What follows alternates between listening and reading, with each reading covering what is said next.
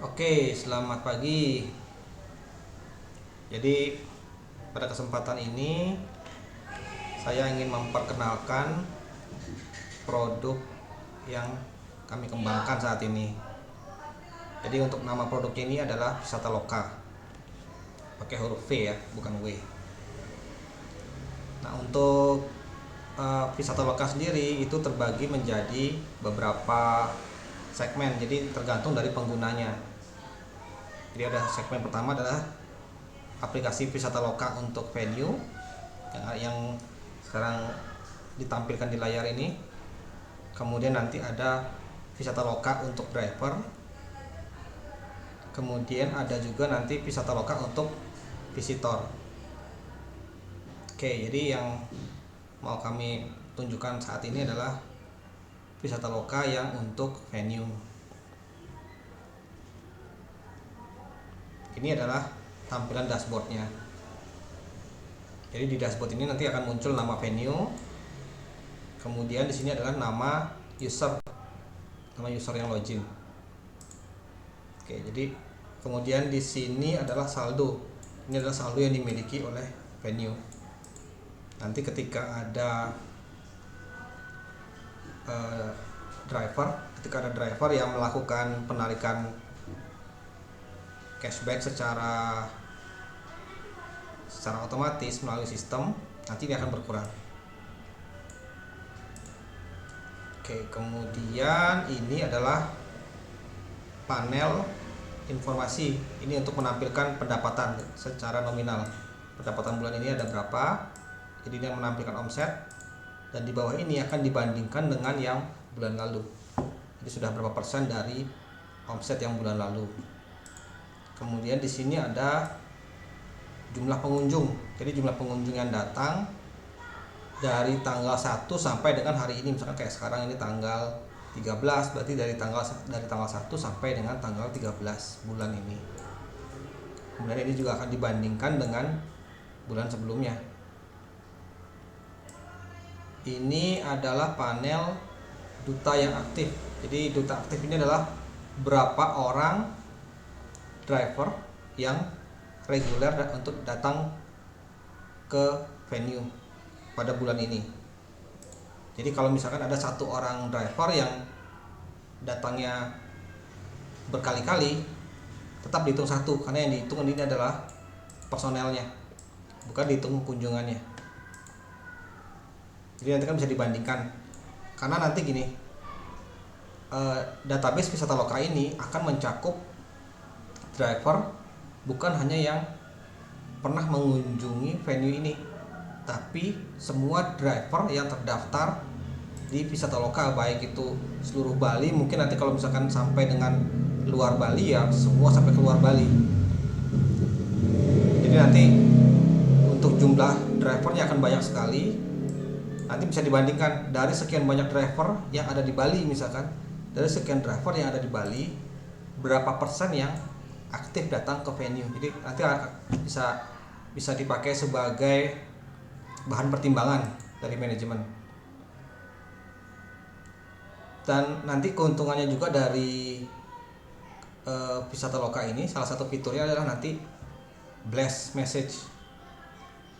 Jadi selama ini mungkin kalau blast message itu yang bisa dilakukan hanya kepada driver-driver yang pernah melakukan kunjungan ke venue.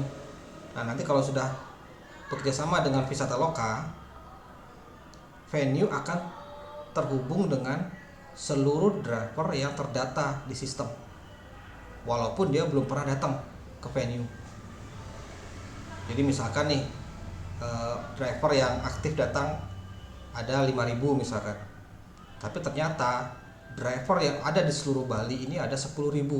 Berarti kan ada 5.000 driver yang selama ini tidak pernah mendapatkan informasi. Nah, dengan adanya Wisata Loka ini, nanti pihak venue bisa melakukan broadcast message ke seluruh driver yang terdaftar di Wisata Loka. Tadi itu cuma sekali klik aja, tinggal masukkan apa message-nya, kemudian ditujukan kepada siapa, misalkan ditujukan kepada seluruh driver yang ada di Bali gitu, bisa seperti itu. Dan nanti juga kami sudah mempersiapkan fitur lini masa. Lini masa ini mungkin nanti seperti Instagram lah gitu ya. Jadi nanti di sana ada image atau ada video di mana pihak venue itu bisa mempromosikan tempatnya. Mungkin ada fitur baru atau ada wahana baru atau ada promo atau apa gitu kan. Nanti bisa mempromosikan di lini masa wisata lokal. Terus bedanya apa dengan yang di Instagram gitu kan? Nah, kalau yang di Instagram itu memang sudah terkenal, sudah mendunia lah gitu kan. Nah, kalau di wisata lokal ini lebih mengkerucut targetnya. Jadi ini yang menjadi target dari postingannya itu adalah guide maupun para pengguna wisata, para pelaku wisatawan kan. Jadi lebih mengkerucut untuk targetnya, dan diharapkan marketingnya itu lebih mengena kepada yang dituju. Misalkan ditujukannya kepada driver atau ditujukannya kepada pengunjung. Jadi seperti itu.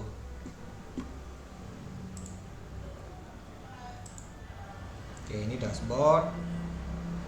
Kita lanjut ya. Kemudian di sini ada panel pengunjung berdasarkan negara. Jadi nanti setiap ada tamu yang berkunjung kan akan didata tuh. Akan didata dari negara mana, berapa orang dari negara mana gitu kan. Nah, nanti otomatis akan mudah untuk mendapatkan laporan seperti ini. Jadi dari Suriname, misalnya dari Suriname ada 4 orang selama ini 7 hari terakhir ya, sesuai dengan yang ini. Jadi 7 hari terakhir ini dari Suriname ada 4 orang dan dia belanja sebanyak 600.000. Terus di sini ada Belgia. Untuk namanya ini pakai bahasa Inggris soalnya. Jadi di sini ada 2 orang, belanjanya 600.000. Kemudian ada Seychelles, ada 4 orang, belanja sebanyak 320.000. Dan ini bisa diatur nih, misalkan mau 7 hari terakhir atau mungkin mau 14 hari terakhir, atau misalkan mau lebih jauh lagi 6 bulan terakhir misalkan. Jadi bisa ketahuan semua. Atau mungkin pihak manajemen pengen tahu nih dari sejak menggunakan aplikasi ini saya sepanjang masa ya. Misalkan sudah memakai aplikasi ini selama 5 tahun gitu kan. Jadi pengen tahu selama 5 tahun ini negara mana sih yang kontribusinya terbesar gitu kan, yang belanja paling banyak. Jadi bisa ketahuan juga. Seperti itu. Kemudian di panel yang sebelah kanan ini adalah produk terlaris. Jadi bisa dibaca juga produk-produk apa saja yang banyak dibeli oleh pengunjung. Ini di sortingnya berdasarkan quantity, bukan berdasarkan nominal. Nanti di sini ada nama, kemudian di sini ada kodenya. Misalkan ini ada keripik pisang coklat, ini ada kodenya. Ini ada kerupuk, ini ada kodenya di sini. Jadi di sini ada berapa total pembelian yang dibeli. Kemudian ini secara omset. Oke, di sini di bawah ini adalah reservasi. Jadi di wisata lokal ini juga ada menu untuk reservasi. Misalkan ada driver yang mau reservasi tempat misalkan untuk makan siang. Nanti mereka bisa reservasi di sini. Mereka bisa input tanggal berapa, kemudian dari negara mana tamunya, dan di sini juga dicantumkan yang dewasa berapa orang, anak-anak berapa orang, kalau misalnya ada balitanya berapa orang. Kemudian nanti mereka juga bisa berikan note di sini.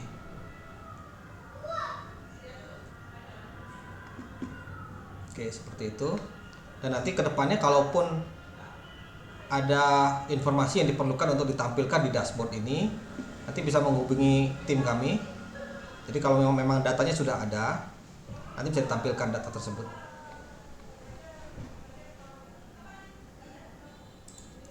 Kemudian ini pengaturan venue. Nah, di sini adalah galeri. Setelah galeri, kemudian di sini ada foto yang akan ditampilkan di tampilannya baik itu driver maupun pengunjung. Jadi kalau misalkan mereka mencari nama Alas Harum gitu kan, nanti yang muncul ini adalah foto ini. Dan di sini juga ada logo. Kemudian di sini ada deskripsi. Nah, deskripsi ini menggunakan beberapa bahasa karena aplikasi Visataloka ini mendukung multibahasa. Nah, kalau misalkan di translate-nya menggunakan Google Translate otomatis sebenarnya bisa aja, cuman terkadang kurang bagus ininya hasil translate-nya. Akhirnya dari tim kami membuat deskripsi ini dibuat manual. Jadi dari pihak venue yang mengisi, misalkan dalam bahasa Inggris seperti apa kata-katanya, dan dalam bahasa Indonesia seperti apa kata-katanya. Mungkin nanti kalau kedepannya dipersiapkan bahasa Cina, kalau misalkan menggunakan bahasa Cina seperti apa kata-katanya. Jadi nanti akan lebih rapi dia dibandingkan menggunakan translate secara otomatis. Nah, ini kan di sebelah kanan ini ada bahasa nih.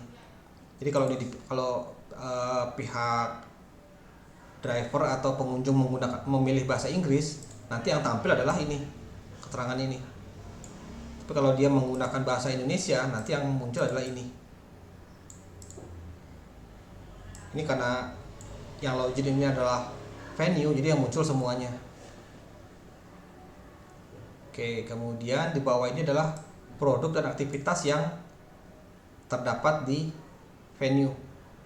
Ini contohnya ya, Flying Fox, ada Skybike, ada photo booth gitu kan. Kemudian ada swing, ini ada paintball. Nah, itu macam-macam ini bisa ditambahkan. Nah, kemudian di sini ada yang warnanya abu-abu dan warnanya hijau. Jadi kalau yang warnanya abu-abu ini tiketnya tidak bisa dibeli di aplikasi. Jadi untuk pembelian tiketnya langsung ke venue. Baik itu langsung datang ke venue atau mungkin kalau venue-nya punya website bisa lewat website. Nah, misalkan kalau warnanya background-nya hijau seperti ini artinya dari pihak driver ataupun pengunjung bisa membeli tiket Skybike ini melalui aplikasi Visataloka. Dan nanti mereka akan dapatkan barcode, dan barcode itu nanti mereka bisa scan di venue. Jadi mereka tidak perlu antri lagi di loket kan, karena mereka sudah beli di sini. Tapi ini nanti kerjasamanya terpisah dengan kerjasama aplikasi. Oke, dan ini kemudian metode penarikan. Ini maksudnya metode penarikan cashback untuk driver. Jadi metode apa saja yang didukung oleh pihak venue. Jadi seperti ini yang dicentak adalah penarikan di lokasi. Jadi ini yang penarikannya cash. Jadi yang seperti yang sudah berlangsung selama ini, setelah tamunya belanja, nanti driver itu dapat informasi berapa cashbacknya dia. Nah, kemudian dia bisa tarik secara cash. Atau misalkan driver ini sedang mengejar waktu, jadi tidak sempat untuk menunggu untuk mengambil cashbacknya, dia langsung begitu tamunya selesai dia langsung berangkat gitu kan ke tujuan selanjutnya. Nah, nanti driver itu bisa mengajukan untuk ditransfer cashbacknya. Tapi ini transfer ini manual. Jadi ketika ada permintaan untuk transfer, nanti akan muncul notifikasi di dashboardnya bagian cashback. Nanti bagian cashback yang akan mentransfer manual ke rekeningnya driver, seperti itu. Dan kemudian ini adalah yang ketiga, ini otomatis. Jadi dari pihak driver itu menyediakan sejumlah dana di aplikasi di Visataloka, dan kemudian nanti ketika driver itu melakukan penarikan, nanti akan dipotong dari dana tersebut secara otomatis. Jadi yang mentransfer nanti adalah sistem. Oke, kemudian di sini ada masa cashback aktif. Jadi kapan cashback ini bisa ditarik? Kalau misalkan transaksi itu dilakukan tanggal 10 misalkan, dan di sini kan disettingnya 1 hari, berarti cashback itu baru bisa ditarik pada tanggal 11. Jadi pada tanggal 10 itu belum bisa ditarik. Dan ini tergantung dari kebijakan masing-masing venue nanti. Kalau misalkan nanti masa aktifnya ini adalah langsung pada saat tanggal transaksi, berarti di sini adalah 0 hari harusnya. Nah, kemudian di sini adalah masa berlakunya. Jadi cashback tersebut masa berlakunya berapa hari? Di mana nanti setelah habis masa berlakunya, cashback tersebut sudah tidak bisa ditarik oleh driver. Nah, ini kalau di sini disettingnya 30 hari. Jadi setelah 30 hari otomatis cashbacknya itu sudah tidak bisa ditarik, hangus dia. Oke, nah ini kemudian lokasi ini adalah cabang-cabang dari venue. Misalkan nanti ada cabang di Kintamani misalkan, atau ada cabang di Canggu. Jadi nanti dari pihak driver ataupun dari pihak pengunjung nanti dapat informasi, oh nanti ada cabangnya di sana di Canggu misalkan. Nah, kalau misalkan mereka dekat di Canggu, mereka datangnya ke Canggu. Gitu.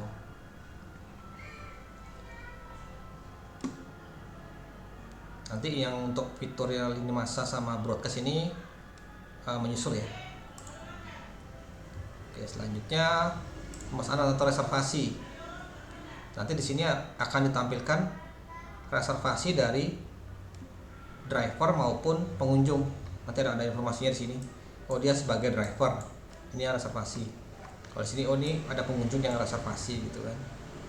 Ini seperti informasi aja.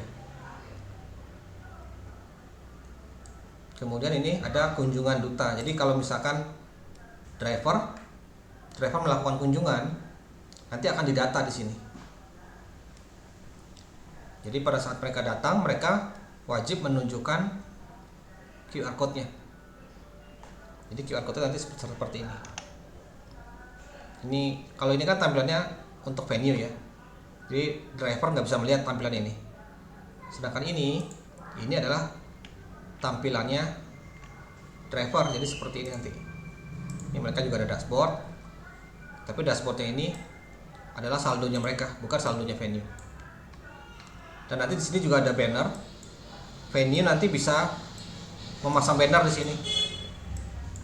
Nanti venue bisa merequest untuk memasang banner. Nanti otomatis banner itu akan dilihat oleh driver maupun pengunjung. Jadi apa bedanya antara banner dengan lini masa tadi kan?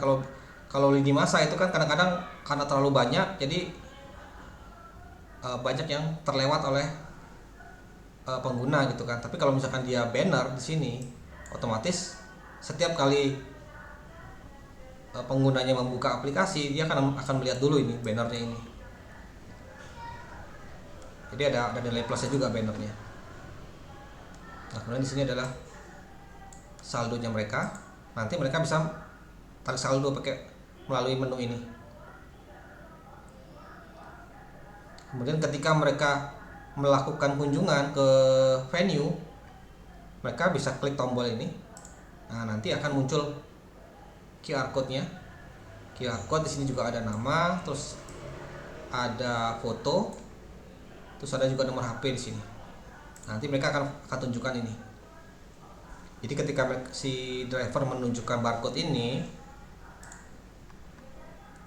nanti tinggal di-scan oleh bagian yang mendata kunjungan driver. Nah, untuk mendata itu ada dua opsi. Satu, scanner. Ini menggunakan barcode scanner. Jadi kalau misalkan yang digunakan perangkatnya adalah PC, biasanya akan menggunakan barcode scanner yang ada lasernya itu. Dan kemudian opsi kedua adalah menggunakan kamera. Jadi kalau misalkan dari sisi admin itu perangkatnya menggunakan tablet atau menggunakan handphone, nanti mereka bisa memanfaatkan kameranya. Jadi kalau ini kalau misalkan pakai scanner ya, nanti kan akan diminta di scan di sini. Jadi nanti di scan, nanti begitu di scan nanti akan seperti ini. Nah, nanti akan muncul foto, kemudian nama, nomor HP, nomor plat. Dan nomor plat ini akan sesuai dengan data yang diinput oleh pihak driver. Jadi nanti akan sama ini dengan yang di sini. Kemudian kode grup ini diketik manual oleh pihak admin, misalkan 88 gitu kan. Tamunya berapa orang? Misalkan tamunya 4 orang, dari negara mana? Nah ini diinput di sini, kan Estonia. Oke, ini konfirmasi. Ini sudah tersimpan. Di sini muncul dia Estonia.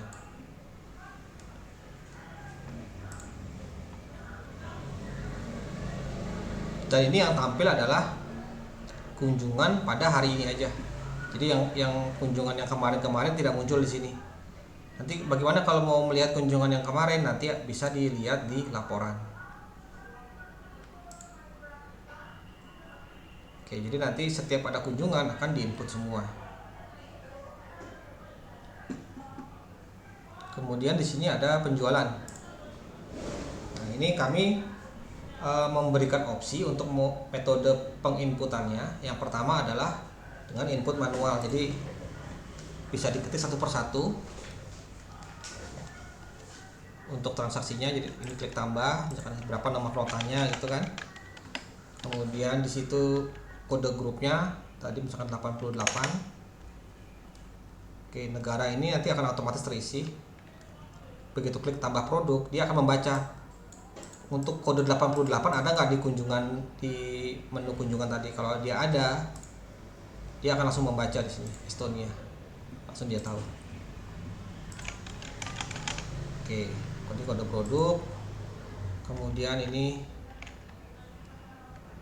misalkan nama produknya, misalkan Pilate, misalkan ini 4.000. Oke, confirm. Dia sudah masuk ke sini. Nanti kan itemnya dimasukkan semua di sini. Kemudian simpan. Oke, dia sudah tersimpan di sini. Ini dia.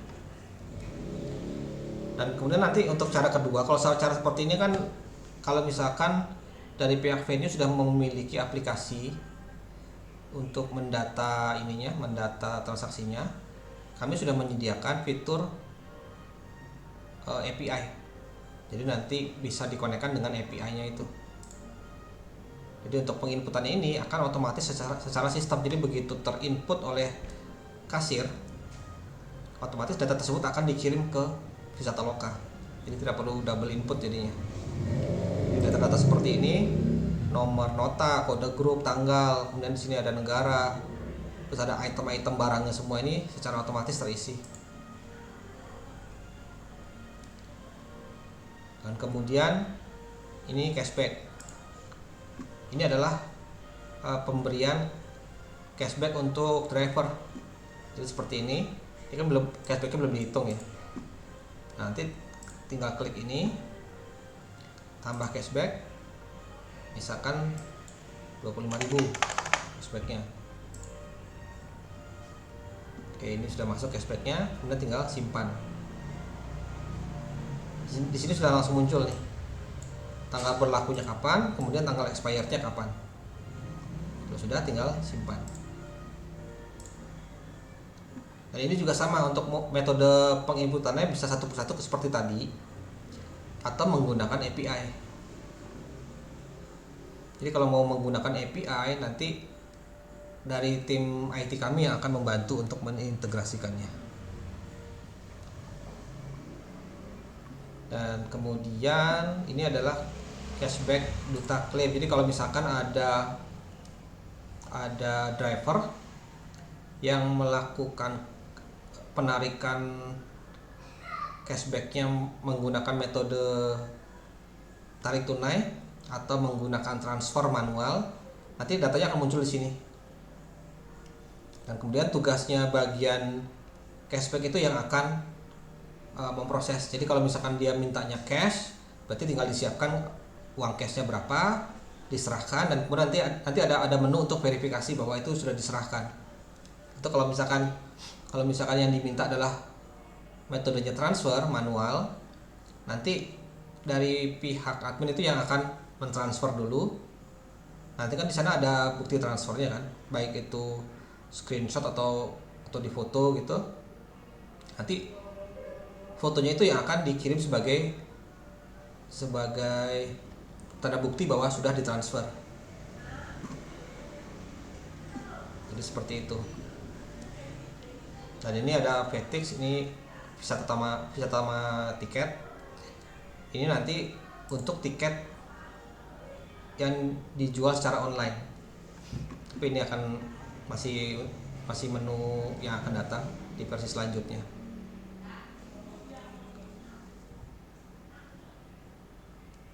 Dan ini sebagai ini aja, sebagai informasi aja.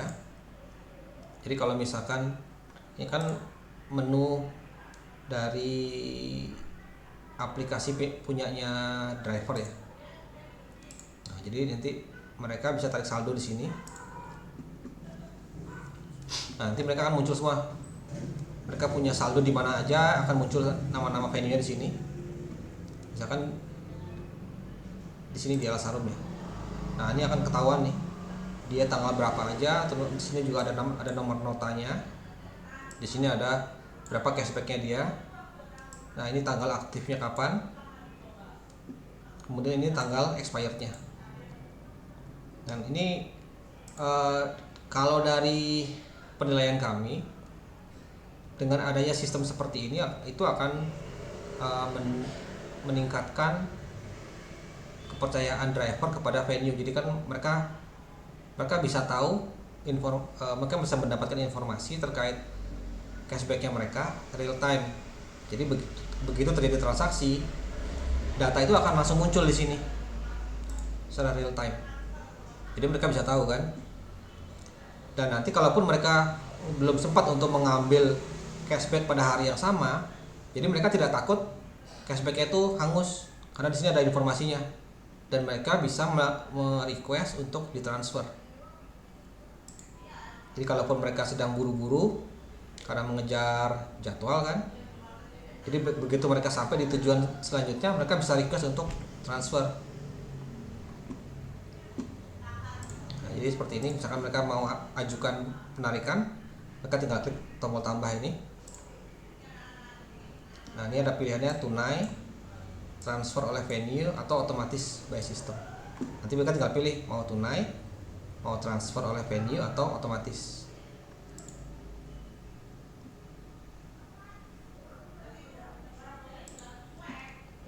Oke, jadi seperti itu untuk aplikasinya ini. Mungkin nanti kalau ada versi-versi selanjutnya, kami akan memberikan presentasi tambahan.